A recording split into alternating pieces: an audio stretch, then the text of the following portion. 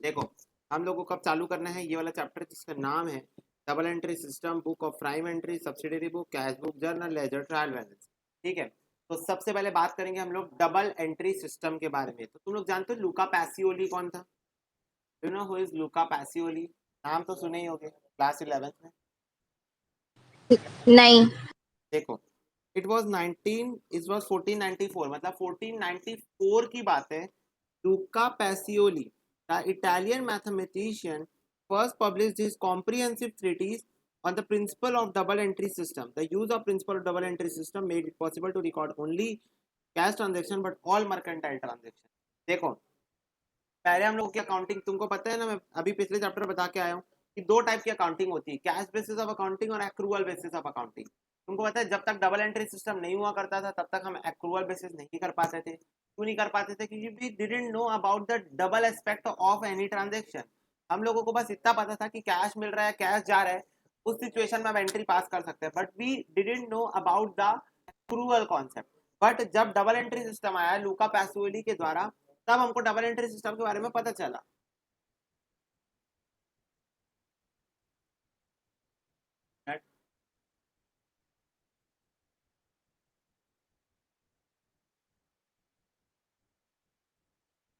अब देखो इन्होंने ना एक मैथमेटिकल इक्वेशन, तुमको पता है accounts is derive from maths, कैसे? क्योंकि इन्होंने एक मैथमेटिकल इक्वेशन के थ्रू ये चीज प्रूव करके दिखाई थी। और वो इक्वेशन क्या था? अकाउंटिंग इक्वेशन था asset is equal to capital plus liabilities, और hence debit is always equal to credit होता है ऐसे। तो इस वजह से क्या हो पाया ना, मर्केंटाइल ट्रांजेक्शन यानी कि accrual basis of accounting follow हो पाई। ठीक है, तो लुका पैसियोली को आप लोग थैंक यू बोलेंगे। अब जो अकाउंट्स पढ़ते हैं वो इन्हीं के कारण पढ़ पाते हैं, डबल एंट्री सिस्टम। पता है ना तुम लोग जो अकाउंटिंग करते हो डबल एंट्री सिस्टम से ही करते हो। ठीक है, तो डबल एंट्री सिस्टम का फीचर्स क्या है? भैया हाँ कनु वीडियो देख लूंगी बोलिए, क्योंकि उसका नेटवर्क प्रॉब्लम हो रहा है, ज्वाइन नहीं कर हाँ पा रही। ठीक है। तो देखो features of double entry system, double entry system के फीचर्स क्या है? तो देखो हर ट्रांजेक्शन के दो एस्पेक्ट होते हैं, one party giving the benefit and other receiving the benefit.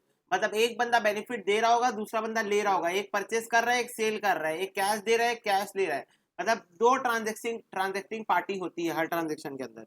बोला हर ट्रांजेक्शन डिवाइड है टू एस्पेक्ट में, जिसको बोलते हैं हम डेबिट और क्रेडिट, और one account is debited then other is credited. बोल रहा है एक अकाउंट डेबिट होगा तो दूसरा अकाउंट क्रेडिट होगा एट द सेम टाइम। और फिर बोल रहा है every debit must have its corresponding equal credit, और बोल रहा है debit is always equal to credit. तो ये होता है features of double entry system, मतलब डबल एंट्री सिस्टम ऐसे वर्क करता है। ठीक है, what are the advantages of double entry system? भाई बड़े एडवांटेज है, एक्रूअल बेसिस ऑफ अकाउंटिंग आ गया। अब एक्चुअल प्रॉफिट या लॉस निकाला जा सकता है बिजनेस का एक्रूअल बेसिस को फॉलो करके, बड़े ही एडवांटेज है। तो देखो since personal and impersonal accounts are maintained under the double entry system, both the effects of the transaction are recorded. बोल रहा है चाहे पर्सनल अकाउंट हो इम्पर्सनल अकाउंट हो, सारे एस्पेक्ट्स रिकॉर्ड किए जा सकते हैं। अब तुम लोग सोचो कि पर्सनल और इम्पर्सनल अकाउंट क्या होते हैं, आगे बताऊंगा, या चलो अभी बता देता हूँ। देखो there are three types of accounts.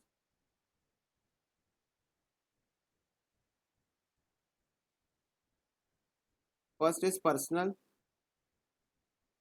Second one is impersonal.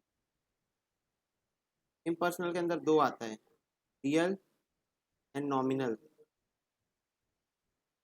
This is first, second, this is third. There are three types of accounts. Personal को भी हम लोग तीन कैटेगरी में डिवाइड कर सकते हैं। रियल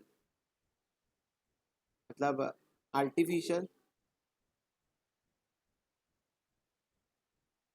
रिप्रेजेंटेटिव,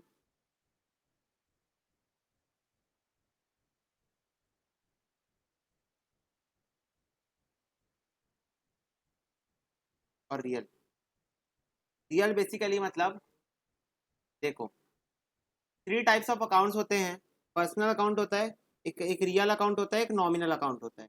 ठीक है, पर्सनल अकाउंट मतलब पर्सनल आदमी, एक आदमी या फिर किसी एक पर्टिकुलर व्हाट वी कैन से कोई कंपनी है या एक पर्टिकुलर कोई पार्टनरशिप है या एक पर्टिकुलर कोई आदमी है, उसको बोलते हैं हम पर्सनल अकाउंट। ठीक है, तो पर्सनल के अंदर तीन लोग आते हैं। एक रियल मतलब असली जिंदा आदमी यानी मैं, तो मैं हूँ रियल पर्सनल। ठीक है, रियल पर्सनल हूं मैं, क्योंकि मैं रियल में एग्जिस्ट करता हूँ इस दुनिया में। इस दुनिया में मैं सांस ले सकता हूँ, I am a living being, तो मैं रियल पर्सनल अकाउंट हूँ। आर्टिफिशियल कौन होता है?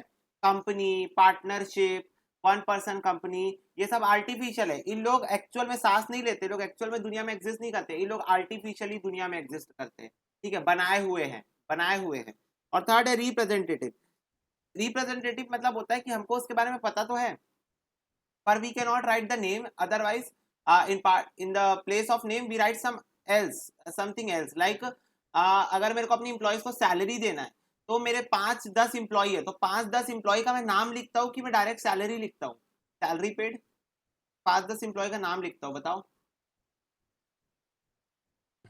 Salary salary paid. पेड, तो that is representative account, representative personal account, ठीक है। तो ये हुए पर्सनल अकाउंट जो पर्सन्स के बारे में बताते हैं। रियल अकाउंट जो एसेट्स के बारे में बताता है, रियल अकाउंट अभी आगे खैर पढ़ेंगे मेरे ख्याल से, ठीक है, होगा आगे तुम्हारे चैप्टर में, पर रियल अकाउंट एसेट्स के बारे में बताता है, और नॉमिनल अकाउंट खर्चों के बारे में और इनकम्स के बारे में बताता है। इसका एग्जाम्पल है मशीनरी, प्लांट, ठीक है, गुडविल, ये सब के बारे में बताता है रियल अकाउंट। नॉमिनल अकाउंट बताता है रेंट, इलेक्ट्रिसिटी, सैलरी, वेजेस, ठीक है, रिपेयर्स, ये सब क्या है मेरे खर्चे है ना, खर्चों और इनकम्स के बारे में, कमीशन, कमीशन रिसीव्ड, ब्रोकरेज, ठीक है। तो मतलब जो भी टाइप के हमारे नॉमिनल नेचर में all the expenses and losses और all the incomes and gains आता है।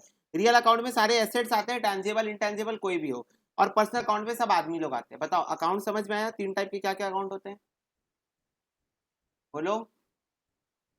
हाँ भैया। ठीक है, तो वही बोल रहा है चाहे पर्सनल हो इम्पर्सनल हो, सबकी रिकॉर्डिंग यहाँ हो सकती है। फिर बोल रहा है it ensures arithmetical accuracy of the books of accounts, as for every debit there is a corresponding credit. मतलब बोल रहा है ट्रायल बैलेंस बनाने में हेल्प करता है, सिंपल बात, ट्रायल बैलेंस बनाने में हेल्प करता है, जिससे हम लोग अकाउंटिंग की अर्थमेटिकल एक्यूरेसी जो है वो चेक कर सकते हैं। बोलो समझ में आई क्या बात, बोलो।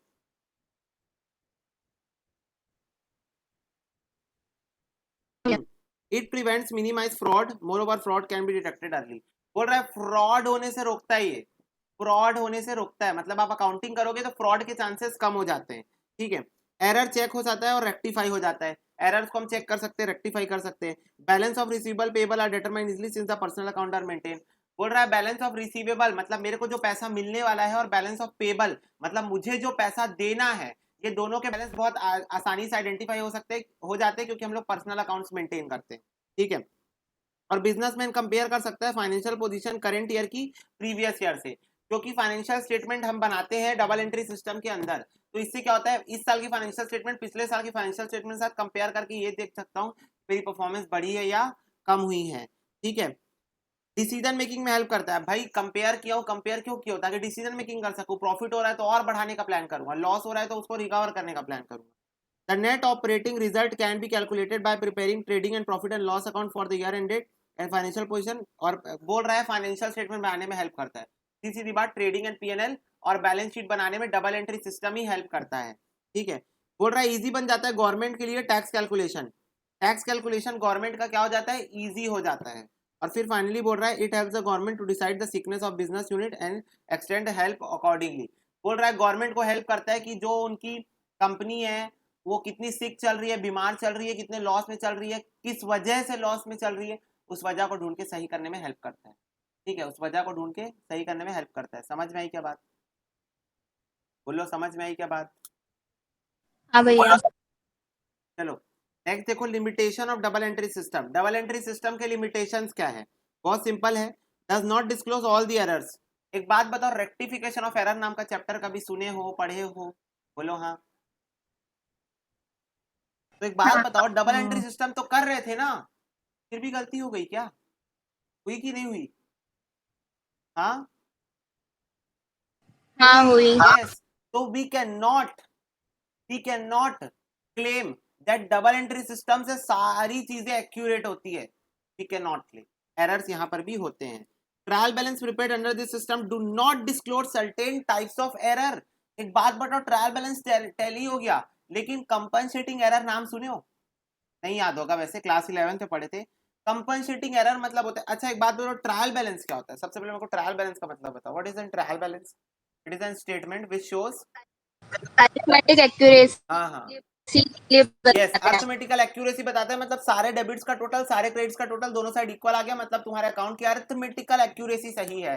तो एक बात बताओ, मेरे को सैलरी डेबिट करना था, मैं सैलरी की जगह कुछ और डेबिट कर दिया, ड्रॉइंग्स डेबिट कर दिया। तो एक बात बताओ, डेबिट साइड में तो अमाउंट गया ना, और सैलरी में जो नहीं गया और ड्राइंग्स में जो चला गया, ये गलती थी कि नहीं थी मेरी, बताओ। डालना मेरे को सैलरी में था, ड्राइंग्स पे डाल दिया, गलती किया हो नहीं किया हो, सबसे पहले ये बताओ कि ये ये है। ऊपर क्या ट्रायल बैलेंस मेरे को ये गलती दिखाएगा? गलती हुई है। क्या ट्रायल बैलेंस में कोई गलती दिखा पाएगा? नहीं दिखा नहीं। पाएगा, क्योंकि डेबिट साइड तो अमाउंट गया ना, भले भाई प्रिंसिपल एरर हुआ, पर हुआ ना, कंपनसेट हो गया वो एरर। तो इस वजह से कंपनसेटिंग एरर का ये एग्जांपल नहीं है, ये एरर ऑफ प्रिंसिपल है कि मैंने प्रिंसिपल पे गलती की। और it is costly as involve maintenance of a number of books of accounts. अब बोल रहा है खर्चा बहुत ज्यादा है क्योंकि बुक्स ऑफ अकाउंट्स मेंटेन करनी पड़ती है। यस, इसलिए तो हम पढ़ रहे हैं, सीए में क्यों कर रहे हैं? ताकि हम लोग बिजनेसमैन की बुक ऑफ अकाउंट्स बनाए और पैसा कमाएं, कॉस्ट ऑडिट करेंगे, स्टैट ऑडिट करेंगे, इंटरनल ऑडिट करेंगे, पैसा कमाएंगे। यस, तो बहुत ज्यादा कॉस्ट इन्वॉल्व होता है क्योंकि हम प्रोफेशनल्स ही बहुत ज्यादा पैसा ले लेते हैं ये सब चीजों का।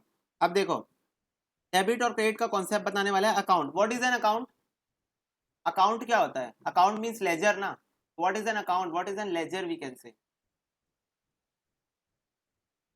बोलो। What is journal?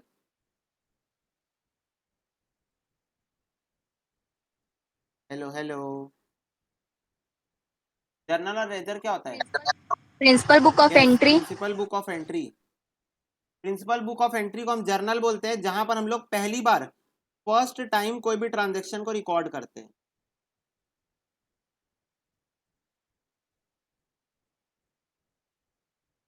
First time recording of transaction is journal. और लेजर क्या होता है? लेजर होती है शायद प्रिंसिपल बुक क्या? डिफरेंट अकाउंट है। जर्नल प्रिंस, जहाँ journal book of original entry होती है, लेजर प्रिंसिपल बुक होती है। Book of original entry journal होती है। तो देखो, और लेजर के अंदर हम क्या करते हैं? समरी बनाते हैं। किसकी? समरी ऑफ जर्नल, है ना। जनरल तो मान लो जर्नल एंट्री में हम लोग सॉर्ट हो सेल्स का ट्रांजेक्शन की, अलग अलग दिन, अलग अलग जगह, अलग अलग टाइम पे, तो हम सारे सेल्स के ट्रांजेक्शन को एक जगह पे लिख देंगे और उसको हम क्या बोलेंगे? समरी ऑफ जर्नल, जहां पर पूरे पूरे अकाउंट के अंदर सिर्फ सेल्स के ट्रांजेक्शन होंगे। वैसे ही मान लो परचेस, परचेस के सारे ट्रांजेक्शन एक जगह लिख दिए। वैसे ही मान लो राम है कोई, राम, राम के सारे ट्रांजेक्शन एक जगह लिख दिए। वैसे ही मान लो कैश है, कैश के सारे ट्रांजेक्शन एक जगह लिख दिए। तो ये हम लोग एक जगह ट्रांजेक्शन को लिखने के लिए ना अकाउंट बनाते हैं। क्या बनाते हैं? अकाउंट बनाते हैं, है ना। और इसी अकाउंट को क्या बोला जाता है? लेजर। तो अकाउंट इज नॉट अकाउंट, तो अकाउंट को, account is not a different thing, account is not a different thing, it is just a ledger. ठीक है, लेजर जहां पर हम समरी दिखाते हैं जर्नल की, जर्नल में जो भी ट्रांजेक्शन लिखे हैं एक पर्टिकुलर हेड का ट्रांजेक्शन एक जगह पे लिख देते हैं, उसी को हम अकाउंट बोलते हैं। समझ में आई क्या बात? बोलो। हाँ, भैया तो देखो, an account is defined as a summary record of transactions related to person. Example, business deal with customer supplier. तो हर कस्टमर और सप्लायर का सेपरेट अकाउंट बनाते हैं, ये बोल रहा है। फिर बोल रहा है account is also related to things both tangible and intangible, whereas business transaction happen, one has to identify the account that will affected by it and then apply the rules to decide the accounting treatment. ठीक है, तो सबसे पहले बोल रहा है business को decide करना पड़ता है कि क्या अकाउंटिंग ट्रीटमेंट करेगा, टैंजिबल हो इनटैंजिबल हो, कोई भी दुनिया जहान का ट्रांजेक्शन हो, सब रिकॉर्ड किया जाता है। What are typically an account is expressed as a statement in the form of English letter T. It has two types, the left side and the right side. Left side को बोलते हैं debit side और right side को बोलते हैं credit side. ये देखो, एक अकाउंट ऐसे दिखता है ना, तो इसको डेबिट साइड बोलते हैं, इसको क्रेडिट साइड बोलते हैं। ठीक है, ये देखो,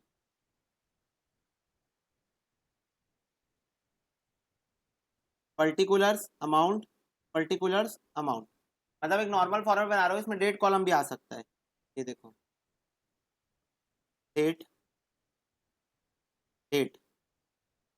ठीक है, तो this is nothing but account का फॉर्मेट। ठीक है, इसमें एक और कॉलम आ सकता है, जर्नल फोलियो, जेएफ।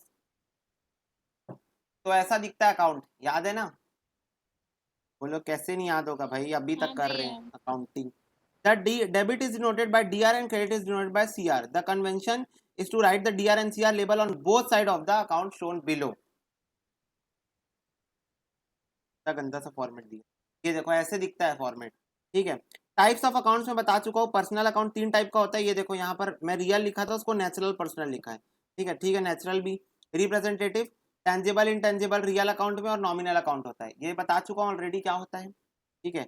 पढ़ लो यहाँ पर, पर्सनल अकाउंट के अंदर नेचुरल पर्सनल में लाइक आदमी, असली आदमी जो जिंदा है, जो सांस लेता है, वो है रियल पर्सनल और नेचुरल पर्सनल, ठीक है। आर्टिफिशियल पर्सन वो होता है लाइक कंपनी, बॉडी, कॉर्पोरेट और पार्टनरशिप फॉर्म, ये सब, ठीक है। लाइक एग्जांपल दिया Videocon, Infosys, charitable trust, Ali and sons trading company limited, ABC bank account, ठीक है, ये सब।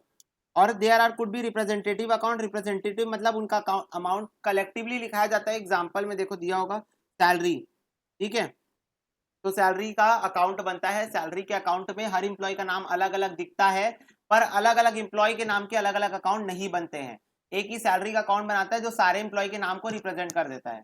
समझ में आया बात? Representative personal. हाँ भैया। फिर आता है हाँ रियल भैया। अकाउंट, रियल के अंदर आता है टेंजिबल, इनटेंजिबल, टेंजिबल में machinery, stock, intangible patent, copyright, goodwill, ये सब। फिर आता है नॉमिनल अकाउंट, इसमें सारे expense, loss, income end game आते हैं, like salary, wages, rent, rate, travelling, commission, receive, loss by fire etcetera, ये सब अभी बता के आया हूँ, सब चीजें क्लियर है? बोलो। हाँ भैया। बोल रहा है डेबिट और क्रेडिट का क्या कॉन्सेप्ट है, तो बोल रहा है डेबिट और क्रेडिट को डीआर और सीआर से डिनोट करते हैं, लेजर अकाउंट में दिखाते हैं। डेबिट इज डिराइव्ड हुआ है लैटिन वर्ड डेबिटम से, जिसका मतलब होता है what we receive, who enjoys the benefit, और फिर उसका क्रेडिट जो है वो भी लैटिन वर्ड से डिराइव हुआ है क्रेडिटरी, क्रेडरी, हाँ CREDRE, क्रेडरी, हाँ वैसे ही कुछ, कैसे प्रोनाउंस करते नहीं पता भैया, लैटिन वर्ड है, ठीक है। What we will have to pay, तो डेबिट मतलब होता है what we are going to receive, and credit मतलब होता है what we are going to पे।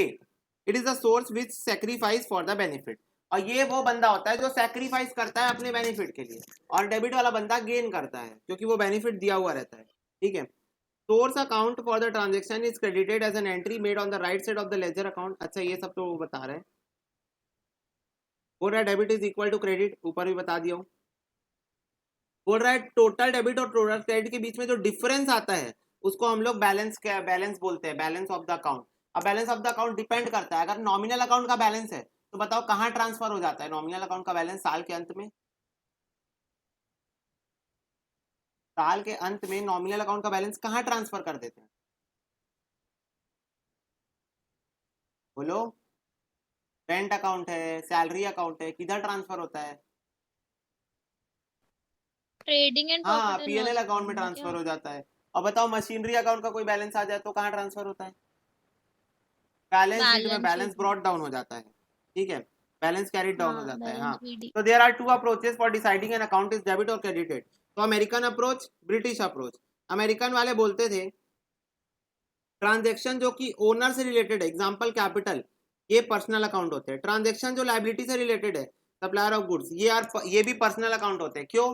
क्योंकि बताओ सप्लायर है तो सप्लायर मतलब मेरा क्रेडिटर हुआ, और क्रेडिटर जो है पर्सनल अकाउंट वाला होता है कि नहीं होता है, बताओ। यस, होता है। ठीक है। एसेट्स, एसेट्स बोल रहे हैं रियल अकाउंट होते हैं। एक्सपेंस नॉमिनल अकाउंट होते हैं। रेवेन्यू इनकम नॉमिनल अकाउंट होते हैं। मैं बोला ना ऑल एक्सपेंसेस एंड लॉसेज और incomes and gains nominal account होते हैं, है ना। तो अमेरिकन सिस्टम बोलता है अगर एसेट आया तो डेबिट करना जब बढ़ेगा और क्रेडिट करना जब कम होगा। हम लोग तो नॉर्मली भी वही करते हैं, डेबिट करना जब बढ़ेगा, क्रेडिट करना जब कम होगा, ऐसे ही करते हैं एसेट के केस में। बोलो।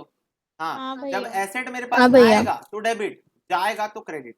लायबिलिटी जब जाएगी तब डेबिट, जब आएगी तब क्रेडिट, है ना।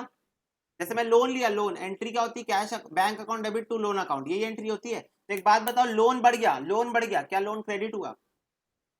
क्या लोन क्रेडिट हुआ है? हाँ bank account debit to loan, क्या लोन बढ़ने के कारण क्रेडिट हुआ है? बोलो। हाँ, हाँ। ठीक है। फिर कैपिटल, कैपिटल भी एक लायबिलिटी है तो नेचर वैसे ही शो करेगी, क्रेडिट होगी जब बढ़ेगी और डेबिट होगी जब कम होगी। फिर इनकम, इनकम जो है जब कम होगा तो डेबिट होगा और जब बढ़ेगा तब क्रेडिट होगा। एक्सपेंस, जब बढ़ेगा तो डेबिट होगा। रेंट अकाउंट डेबिट करते हैं, क्यों करते हैं? क्योंकि एक्सपेंस है। तो बढ़ेगा तो डेबिट होगा और कम होगा तो क्रेडिट होगा। और फाइनली स्टॉक बढ़ेगा तो डेबिट होगा, क्रेडिट होगा तब कम होगा। बताओ, तो ये सब तो नॉर्मल जर्नल एंट्री वाले कॉन्सेप्ट है क्या, जो अमेरिकन सिस्टम वाले फॉलो करते हैं, है ना? हाँ बेशक वही भैया। बात तो करेंगे ना, अलग बात थोड़ी करेंगे यार। अकाउंटिंग अलग अलग तरीका थोड़ी है। ठीक है, समझ में आई क्या बात? एक बार बोलो।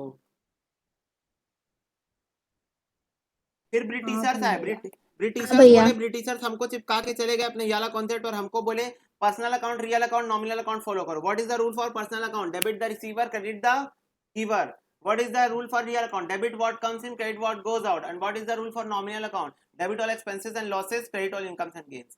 मतलब पर्सनल अकाउंट में बोलता है डेबिट करो रिसीवर को और क्रेडिट कर दो गिवर को, है ना? यही बोलता है पर्सनल अकाउंट। डेबिट कर दो रिसीवर को, क्रेडिट कर दो गिवर को, है ना?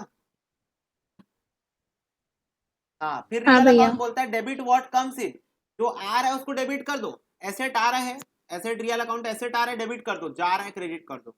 क्रेडिट व्हाट गोज आउट, जो बाहर जा रहा है उसको क्रेडिट कर दो। फिर आता है नॉमिनल अकाउंट। नॉमिनल अकाउंट बोलता है debit all expenses and losses, जितने भी एक्सपेंस है, जितने भी लॉस है, उसको डेबिट कर दो। और क्रेडिट और इनकम्स एंड गेन्स, तो जितने भी इनकम है, जितने भी गेन्स है, कमीशन रिसीव्ड है, सैलरी रिसीव्ड है, रेंट रिसीव्ड है, सबको क्रेडिट कर दो। इंटरेस्ट रिसीव हुआ, क्रेडिट कर दो। समझ में आई क्या बात? बोलो। यस, हाँ भैया। इट इज लाइक दिस हाँ ओनली। भैया। तो इलस्ट्रेशन नंबर 1 है, इस पे एक बार नजर डालते हैं अभी तक जो सीखे। बोल रहा है एसर्टेन करो कि डेबिट क्रेडिट क्या होगा, following particular from modern approach. तो देखो, स्टार्टेड बिजनेस विद कैपिटल, क्या होगा बताओ? Cash account debit to capital account, है ना? तो ऐसे लिखना, इसको ऐसे है, हाँ। Cash debit capital credit. Cash कौन सा अकाउंट है? कैश कौन सा अकाउंट है? Personal, real, nominal? हाँ, बोलो बोलो। रियल है ना बाबा, एसेट है नहीं है? और कैपिटल हाँ। पर्सनल अकाउंट, ऐसे पर्सनल। लिखना है। समझ में आया? फिर देखो, बोल रहा है गुड्स परचेज हुआ कैश में, क्या एंट्री होती है? Cash account, sorry, purchases account debit to, yes, purchase purchase to cash. Purchase cash. Debit, cash credit. Purchase कौन सा अकाउंट है? रियल। कैश कौन सा अकाउंट है? Real, real. है ना? पर्सन। है ना? हाँ अब रियल। तुम लोगों को डांट पड़ने वाली है जोर से। परचेज गुड्स, गुड्स एसेट होते हैं तो एसेट रियल अकाउंट होता हेलो, है। गुड्स हाँ एसेट होते हैं हाँ। ना, तो वो हाँ, रियल बोले करो ना, अकाउंट तुम लोग की होंगे ना। आवाज बीच बीच में गायब हो जाती है। चलो, सोल्ड गुड्स फॉर कैश, क्या एंट्री होगी? Airtel. Cash cash debit, to sales. Sales credit, cash दोनों टू रियल है। सेल्स। फिर क्या होगी? हाँ। पेड सैलरी, क्या एंट्री होगी? ये मैं आंसर नहीं दिया, सैलरी टू और बुक में क्या कैश। आंसर है। क्या हो लाओ गया? ना।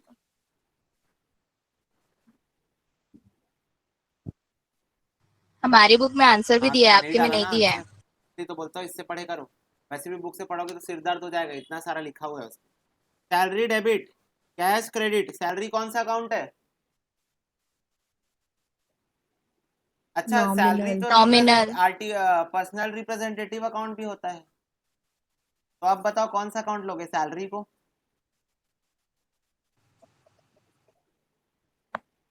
बोलो, अभी पढ़े ना हम लोग, नहीं पढ़े? हाँ हाँ, तो पढ़े। कंफ्यूजन हुआ? वैसे मैं बता दूं, नेचर से डिटरमाइन होता है, तो ये नॉमिनल नेचर ही है, नेचर से डिटरमाइन होता है। और कैश जो है वो रियल है। उसके बाद है रिसीव्ड इंटरेस्ट ऑन इन्वेस्टमेंट, क्या एंट्री होगी? जनरल एंट्री बोलो, जनरल एंट्री बोलो। Interest to cash to cash to investment. Interest, interest cash कौन सा रिसीव्ड। अकाउंट है? रियल। और interest received real. Real. Nominal, nominal, income है, नॉमिनल। इनकम। हाँ, bought goods on Nominal. Credit from mister Y, क्या entry होगी? Journal entry बोलो पहले। Purchase to Y, Purchase purchase to कौन सा Y. अकाउंट है? रियल। और वाई कौन सा अकाउंट है? Real. Personal. Personal. Personal, Real. हाँ Nominal. Personal, Y Y Personal. आदमी है, पर्सनल अकाउंट। फिर बोल रहा है paid rent out of personal cash. Journal entry बताओ बेटा। Paid rent out of personal cash, इसकी जर्नल एंट्री बताओ। पर्सनल Rent कैश मतलब क्या होता है? to हाँ, rent account Capital. Debit to capital, yes. capital. हाँ, तो कैपिटल मेरा बढ़ गया, rent account debit to capital. Rent कौन सा अकाउंट है? रेंट कौन सा अकाउंट है? हाँ, Nominal. नॉमिनल अकाउंट है। और Nominal. Capital, capital Nominal. Personal.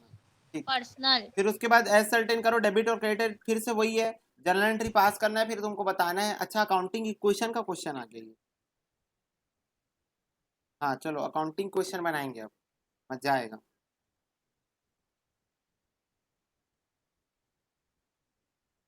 अच्छा, सेकेंड इलस्ट्रेशन बोल रहा है ब्रिटिश रूल के अकॉर्डिंग बताना, तो तुम बता देना ब्रिटिश रूल के अकॉर्डिंग। अच्छा, हम लोग कर ही दिए, ये जो पर्सनल रियल बता रहे थे वो ब्रिटिश रूल ही तो है। अरे हम लोग लगे हाथ वो भी कर दिए, दोनों क्वेश्चन हो गया। इलस्ट्रेशन 2 भी हो गया हम लोग से गलती से। चलो, अकाउंटिंग इक्वेशन हमको बनाना है। अकाउंटिंग क्वेश्चन का मैं आपको फॉर्मेट बता देता हूँ। अकाउंटिंग क्वेश्चन का फॉर्मेट होता है assets is equal to capital plus liabilities. ठीक है, याद है? ये याद है? हाँ, एसेट इज इक्वल टू हाँ कैपिटल प्लस हाँ लायबिलिटी अकाउंटिंग क्वेश्चन का फॉर्मेट होता है।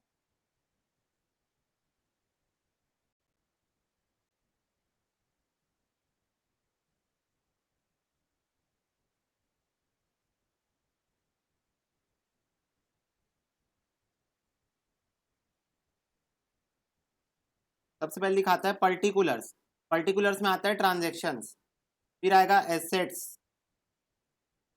फिर आएगा कैपिटल प्लस लायबिलिटीज।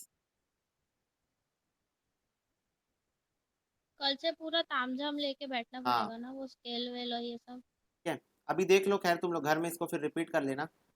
पहला ट्रांजेक्शन देखो क्या बोल रहा है। बोल रहा है कैपिटल इन्वेस्ट हुआ 20,000 का, जर्नल एंट्री बोलो। कैश टू तो कैपिटल यहाँ एसेट के अंदर 20,000. एक कैश का अकाउंट खोलेंगे, और इधर कैपिटल में तो कैश आया, कैपिटल भी आया 20,000। तो यहाँ पर लिखो started business with cash, started business with cash. 20,000 cash में गया और 20,000 कैपिटल में गया, ऐसा समझ में आया?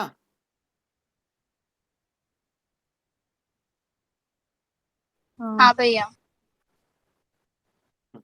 20,000 कैश में गया, 20,000 कैपिटल में गया। फिर क्या बोल रहा है? फिर बोल रहा है परचेज किए goods on credit from Das and company 2,000 रुपए। तो क्रेडिट ट्रांजेक्शन है तो क्रेडिटर बढ़ जाएगा और एक स्टॉक आ जाएगा। तो हाँ प्लस भैया। करता हूं यहाँ पर स्टॉक, हाँ कितने का स्टॉक आया? 2,000 रुपए का। और इधर लिख देता हूँ लाइबिलिटी, लाइबिलिटी है ना क्रेडिटर, तो एक क्रेडिटर का अकाउंट खोल देता हूँ, 2,000 रुपए क्रेडिटर में प्लस हो जाएगा, प्लस 2,000। अब हर दो ट्रांजेक्शन के बाद एक न्यू इक्वेशन बनता है, याद है कि भूल गए? अब याद आ गया होगा। हर ट्रांजेक्शन के बाद एक हाँ न्यू भैया। इक्वेशन बनता है, 20,000 का कैश प्लस 2,000 का स्टॉक। 20,000 का कैपिटल, 2,000 का क्रेडिटर है इधर। ठीक, फिर नेक्स्ट ट्रांजेक्शन, नेक्स्ट बोल रहा है bought plant for cash, plant purchase किया कैश में, तो यहाँ पर आ जाएगा प्लस प्लांट, नया अकाउंट खुल जाएगा प्लांट। 8,000 का प्लांट यहाँ परचेज किया और कैश चला गया 8,000 का, तो 8,000 कैश से हो जाएगा माइनस, ऐसी होगा ना? हाँ याद आ भैया. जाएगा कि सब देखना। प्लस 8,000 ये बना दिया मैं न्यू इक्वेशन। ठीक है, अब हर एक ट्रांजेक्शन के बाद न्यू इक्वेशन बनते जाएगा, क्योंकि हर एक ट्रांजेक्शन के बाद दो ही ट्रांजेक्शन। इधर कुछ नहीं हुआ तो 20,000 प्लस 2,000। उसके बाद देखो, उसके बाद बोल रहा है परचेज गुड्स फॉर कैश, 4,000 रुपए का गुड्स परचेज हुआ। 4,000 गुड्स से प्लस हुआ, 4,000 कैश से माइनस हुआ, ये हो जाएगा 8,000 प्लस 6,000 प्लस 8,000। इधर कुछ नहीं हुआ, इधर सेम न्यू इक्वेशन।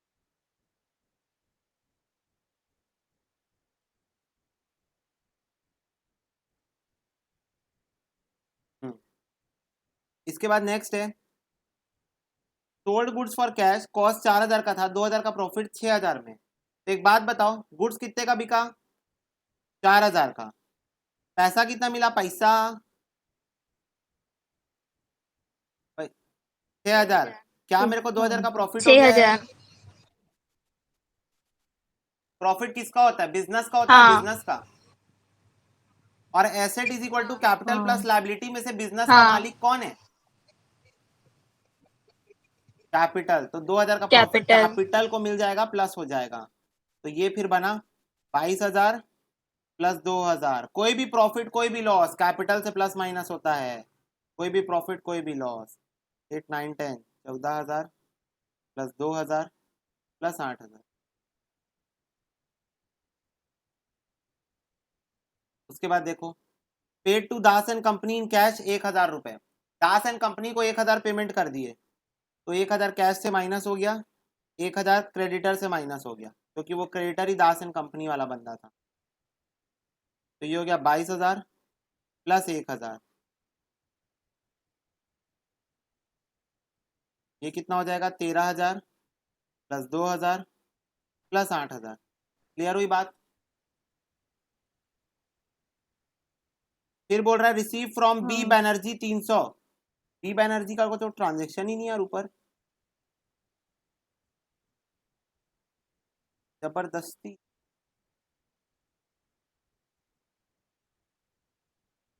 वाह, बी बैनर्जी का तो कोई ट्रांजेक्शन ही नहीं है, तो किससे रिसीव करवाऊं मैं पैसा?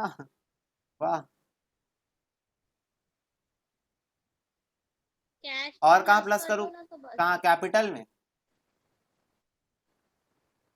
और तो कोई अकाउंट ही नहीं, कैपिटल में ही प्लस होगा। कि बी बैनर्जी से मिला पैसा, काहे के लिए मिला कुछ नहीं पता चल रहा है। वैसे तो ये डेटर होना चाहिए था, पर डेटर मेरे पास है ही नहीं अभी, कोई भी क्रेडिट सेल्स हुई नहीं है, तो कैपिटल में ही प्लस होगा। फायदा ही मान लो, बी बैनर्जी से पैसा मिल गया।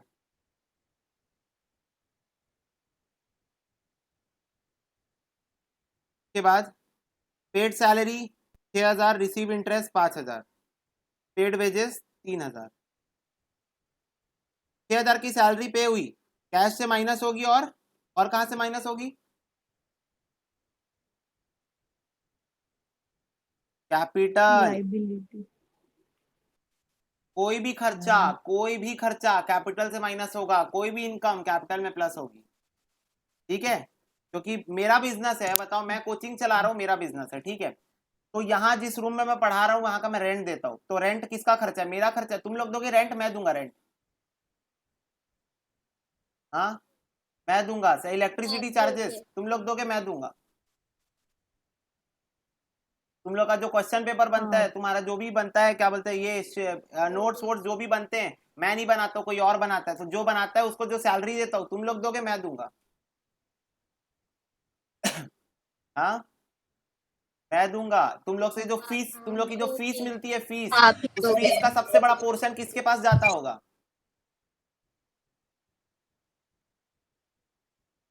हाँ, बोलो। मेरे पास, यस। तो आपके इसीलिए पास। भाई, मालिक के कोई भी इनकम होगी तो मालिक के हाथ। देखो, अकाउंटिंग क्वेश्चन में मैं मान रहा हूँ पूरी डाल दे रहे हैं प्रॉफिट, ठीक है? पूरा प्रॉफिट नहीं मिलता, मालिक को, शेयर होल्डर्स को बढ़ जाता है, पार्टनर्स को बढ़ जाता है, सैलरी में कट जाता है प्रॉफिट। लेकिन प्रैक्टिकली देखे तो मालिक, पूरा खर्चा मालिक के सिर पे ही फटता है, और पूरी इनकम भी मालिक की ही होती है। फिर उसके बाद वो सैलरी वाली बांटता है उससे। तो इसलिए सैलरी जो पी हुई, 6,000 रुपए कैपिटल से माइनस होगी, और कैश तो गया ना, तो कैश से तो माइनस होगी। 7,300, 2,000 और 8,000। भाई, खर्चा और इनकम सब कैपिटल से होते हुए निकलेंगे। इधर से 6,000 गया, कितना बच गया? 16,300 प्लस 1,000। ठीक। फिर इसके बाद रिसीव इंटरेस्ट 5,000। अब बताओ, 5,000 कैश में प्लस करूं और 5,000 हाँ कैपिटल, कैपिटल। तो ये कितना हो जाएगा? 21,300 प्लस 1,000 12,300 प्लस 2,000 प्लस 8,000। ठीक है, बोलो। और फिर उसके बाद पेड वेजेस 3,000। 3,000 का ठीक है। वेजेस पे किया तो 3,000 कैश से माइनस, 3,000 कैपिटल से माइनस, बात खत्म। 3,000 कैपिटल से माइनस, क्योंकि कैपिटल का खर्चा है कैपिटल से जाएगा। 3,000 कम करो कितना होता है, 18,300 होता है। इधर कितना हो जाएगा, इधर 3,000 माइनस करेंगे कितना हो जाएगा, 1 2 3, 9,300 प्लस 2,000 प्लस 8,000। बोलो समझ में आई बात, बोलो एक बार। यस। हाँ भाई। देखो बुक के आंसर से हमारा आंसर डिफरेंट आया है कैपिटल 300 से, और ये किस वजह से हुआ है पता है, वो बैनर्जी वाले क्वेश्चन के कारण। क्योंकि बेसिकली मैं तुम लोग को पहले भी बोला कि बैनर्जी डेटर होना हाँ चाहिए, रिसीव्ड फ्रॉम बैनर्जी बोल रहा है तो, पर मेरे पास तो क्वेश्चन में डेटर ही नहीं था, तो डेटर कहाँ से उगाऊं मैं, है ना। तो इसलिए अब कुछ नहीं कर सकते, क्वेश्चन की गलती है, क्योंकि क्वेश्चन हमारे जैसा काउंटिंग क्वेश्चन नहीं बनाया है। तुम्हारे बुक में asset is equal to capital plus liability लेके बना दिया है, ऐसे फर्जी बाड़ा है वो। ठीक है, ऐसे नहीं करना है तुमको, तुमको अच्छे से दिखाना है भैया, जो करना है। तुम्हारा अकाउंटिंग क्वेश्चन देख के मेरे को समझ में कैसे आएगा कौन सा क्या कैसे ट्रांजेक्शन है, अगर वैसा बनाओगे तो तुमको ऐसे ही वाला बनाना है। ठीक है, जो भी क्वेश्चन में गलती होगी विल करेक्ट इट।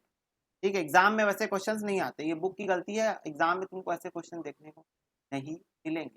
समझ में आया, बोलो। फिर बोल रहा है, देखो फिर हाँ से भैया। अकाउंटिंग क्वेश्चन बनाने बोल रहा हाँ है, इसको भैया। बनाओ। Rajesh started business with cash, छोटू सा है, इतना इजी है, बनाओ इसको।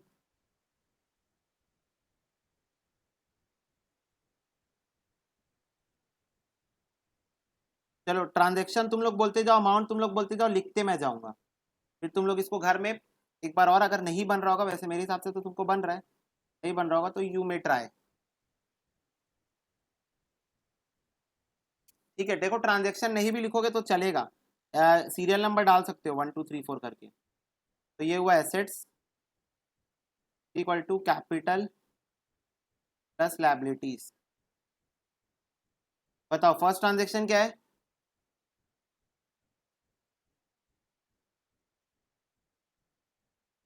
Cash to capital cash capital 9,000। दोनों में 9,000 प्लस हो गया। Second transaction,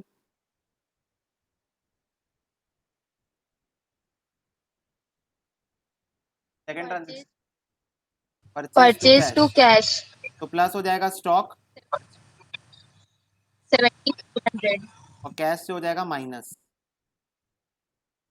22 8 1,800 plus 7,200 equal to 9,000।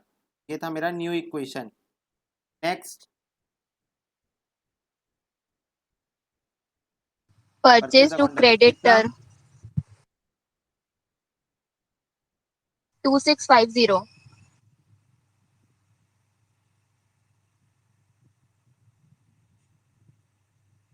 New equation कितना आएगा, 7,200 minus 2,650।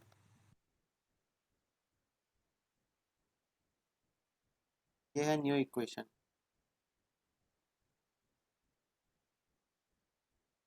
Next, creditor to cash 300। Creditor चले गए, कैश चला गया।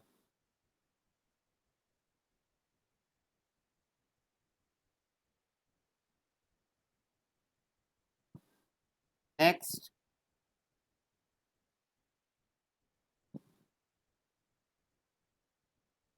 Cash to sales to profit cash account cash debit 2,000। 2,000 का कैश में, सेल्स कितने की हुई, पर स्टॉक कितने का है, स्टॉक 2,000 की कॉस्ट प्राइस कॉस्ट कितना है, 1,200 था। कॉस्ट 1,200 का कॉस्ट है, 1,200 चले 1,200। गया। बिका कितने में, 2,000 में, तो 800 का हो गया प्रॉफिट। 2,000 में। ठीक है, और इसकी जर्नल बेटा, इसकी जर्नल एंट्री ना ऐसे हाँ होती फिर। है, cash account debit to sales 2,000 2,000, profit नहीं दिखाते जर्नल एंट्री में। अच्छा हाँ। तो ये हुआ 9,800, ये हो गया 3,500, 3350। ठीक, नेक्स्ट ट्रांजेक्शन।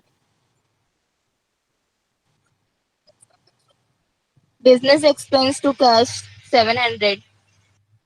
कितना बिजनेस एक्सपेंसेस? 700 के। हाँ हाँ, तो कैपिटल से माइनस होके निकलेंगे। हाँ। हाँ हाँ, और कैश तो ये हुआ 9100 प्लस 2350, और ये कितना हो जाएगा फिर? 5 इधर गया और 2 उधर गया, तो 2800 प्लस 3350। ठीक है, next. drawings to purchase drawings, अच्छा वो ले 400. गया, 400 का गुड्स उठा के ले गया,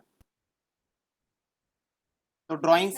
हाँ, तो ड्राइंग से तो हाँ कैपिटल से पर्सनल माइनस यूज के होगा, लिए. ड्राइंग से तो कैपिटल से माइनस होगा। ये हो जाएगा 2800 plus 3350 minus 400, 2950 is equal to, लगाना भूल गया, 9100 है, ये हो गया 8700 प्लस 2350। फिर नेक्स्ट, depreciation to इक्विपमेंट तो है ही नहीं। equipment 200. depreciation on equipment 200 दिया हुआ है transaction बस. अरे बेटा, तो सेकंड ट्रांजेक्शन बोली नहीं, purchase equipment for cash 7400।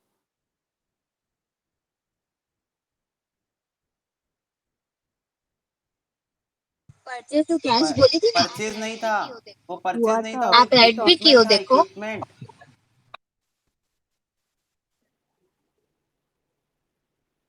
Equipment अच्छा एसेट था वो। हाँ. पूरा ट्रांजेक्शन गलत हो गया, 7200 इधर जाएगा।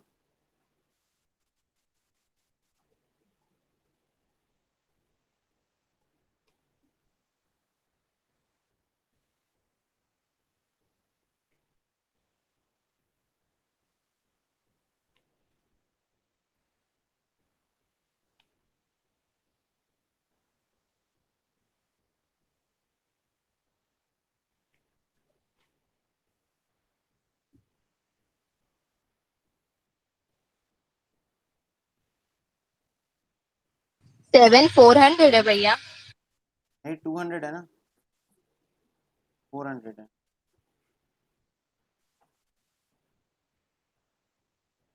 इधर भी फिर गलत हुआ है।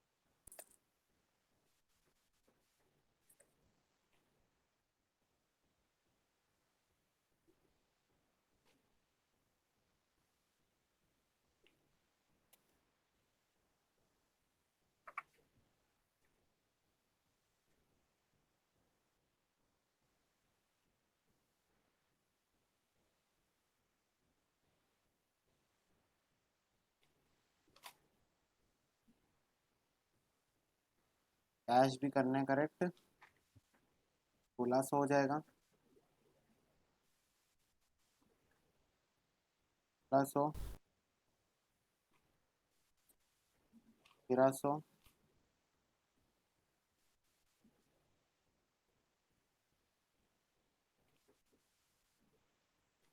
क्या 4 गया 2600,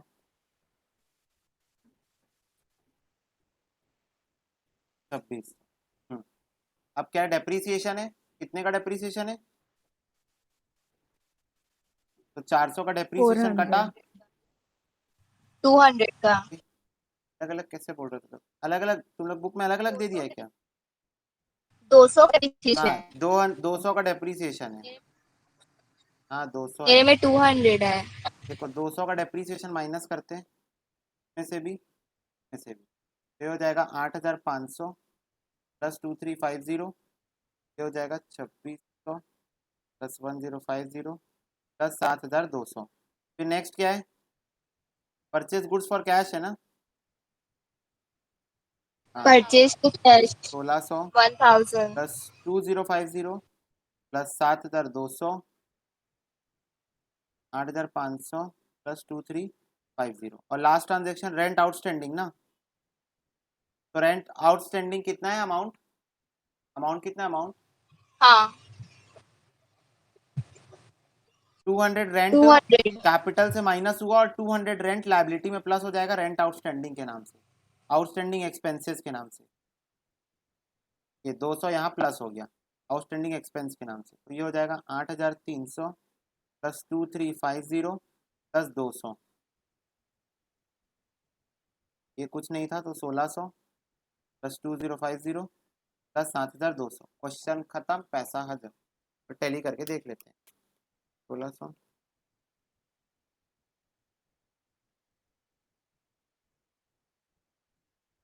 हो गया टैली।